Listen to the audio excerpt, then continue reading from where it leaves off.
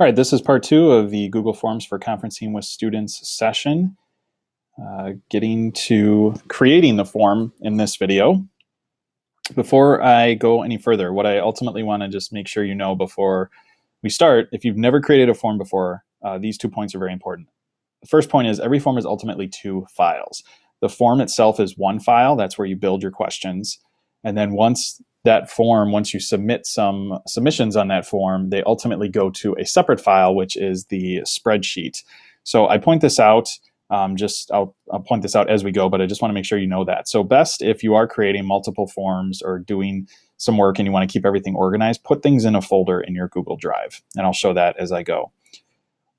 With creating the form, I'm going to have you work on creating your own form right now. If you need help with that, I've linked up in these slides over here. There's a link to a separate slide deck.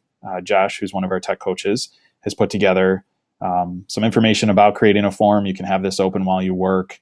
He talks about the different types of questions to create in the form. So I linked that up as a resource if you need it. But I'm going to go through and get started and kind of show how to do that. I also linked up, we use PowerSchool in our district, and so these directions here, if you want to copy and paste students in from a class roster, these tell you how to, in the gradebook, run a report that will give you your students listed as a spreadsheet. You can have that open, you can copy paste and fill those in, and I'll show that what I mean by that. That'll just save you a lot of time so you don't feel like you have to type everything into a form. I'm also going to give you some tips as we go along and create our forms that I think are helpful. So I'll be bouncing back and forth as I create that. So let me go to my Google Drive, and I'm going to go to New, or it might say Create on the red button there, and I'm going to find the choice for Google Forms. So I'm going to go ahead and get started with creating this form. Move this over here so I have my tabs together as I organize some things. So first things first, always title your files. So I'm going to go ahead and click up here where it says Untitled Form, and we're just going to call this GFrom Conference Demo, so that I remember what form this is. Let me make this a little bigger on my screen here too, so you can see what I'm doing. Okay, so as you work down with creating the form, some things to point out. Right here, these are all the settings that are related to your form. Because you're in a school district and you're creating your form, by default, this first one is checked. I'm going to suggest you uncheck that. That's my first tip. This just makes it so that whoever fills out the form does not have to be signed into their Franklin account. If you wanted to leave that checked, you could, but ultimately, when this form is done, if you put it on your phone, you put it on your tablet, and you want to get to it from another device, sometimes having that checked will make an extra step for you to have to sign in. And really, this is just a form for you to log information, so it's more of a security thing. You don't need it checked. So I'm going to actually leave all of those unchecked. And that was, I believe, if I take a look over here, that was tip number 1. Just going to make sure I don't forget what any of these are. Okay, so as you build your form, you have to think about, are you going to use this form for all your classes, or do you want to make one form and then you can make multiple copies of it later? I choose to put everything in one form because ultimately all this data is going to dump into a spreadsheet. When we talk about all this data dumping into a spreadsheet, with all that data in the spreadsheet, you can ultimately sort this by class hour later. So here's an example. Might look a little messy. I'm going to teach you some tricks later on how to kind of clean this up. But this is all the data that's come into a spreadsheet. So if you're asking the right questions, meaning the questions that are easy to sort, then I would put this all in one form. So if I want to sort this later, you can see all my first hour, second hour, third hour, and fourth hour students are all mixed together. Maybe I want to sort by student. Maybe I want to sort by standard if that's one of my questions. As long as you have the data in the spreadsheet, it's easy to sort. I would rather manage that than have to manage 4 or 5 separate forms, because anytime I make a change, I'm going to have to go to those 4 or 5 separate forms over time. So my first question actually in my form is going to be which class hours is for. And I'm going to do this. You can do this as a multiple choice, or you can do choose from a list. The difference there is, well, here, we'll do this as an example first. Second, I'm just hitting tab and it jumps me to the next choice so I can type quickly. And I'll come back to that point I was just about to make. I'm going to hit done. So that is my first question in my form. Okay. When you want to add an item in your form, right here is add item. I can click add item, or I can click this little menu, and this shows me the types of questions that I can add. For most of the ones where you're picking something, I'm going to suggest that you use multiple choice, or so here's multiple choice, Checkboxes lets you pick more than one answer, or choose from a list is a drop down. So it kind of hides all the answers until you click it.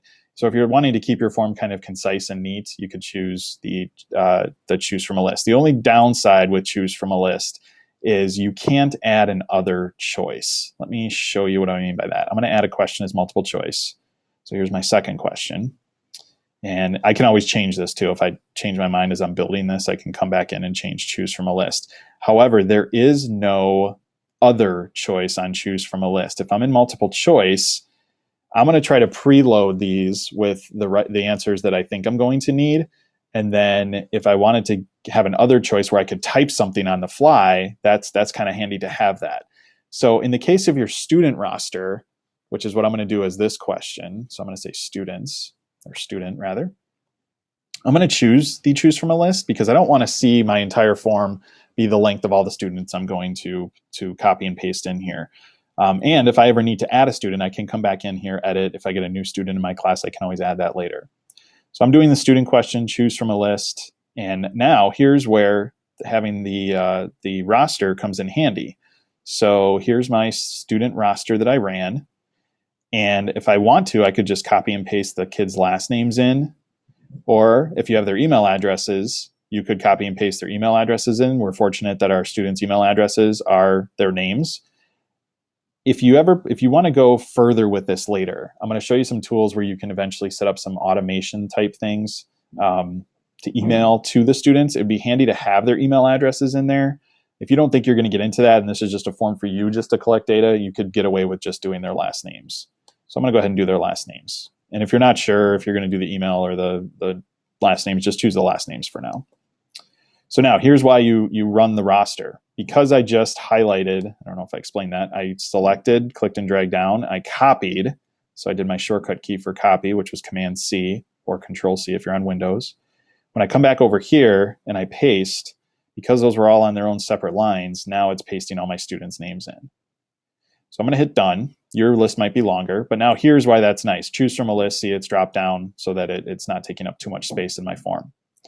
All right, moving along, adding on another question. I might get to now what these might be my standards. So if I have those listed somewhere on a file, let me go grab those actually, because I did list them out somewhere. You can type them in, but I chose to put them on a document, so I knew I was going to do this, so I could copy and paste them. And you might have them already listed for yourself in a Google document. Let me get to, come on, scroll down. A little bit more. Oh, I did not put them in here. I thought I did. I think they're in this document.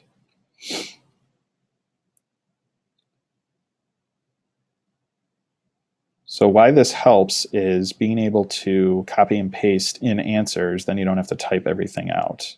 If you choose to type it out, not anything wrong with that. I just knew I had it already typed up somewhere. So standards, oh, too far, get back up there. So here, if these were the standards that I knew I was going to conference with my students around, I could copy and paste these in as well. Because they're on a separate line coming from a spreadsheet or a document, they will take up their own line in the answers of a question on a form.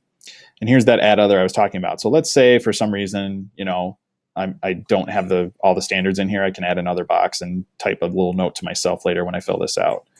So there's that question. Now I chose this as checkbox. Maybe there is a reason for me to check more than one. And I can look back on that in my notes later. If you know you're only going to conference with a student around a standard at a time, you could change this to multiple choice. And those will just be only multiple choices. You can only select one. So totally your call there.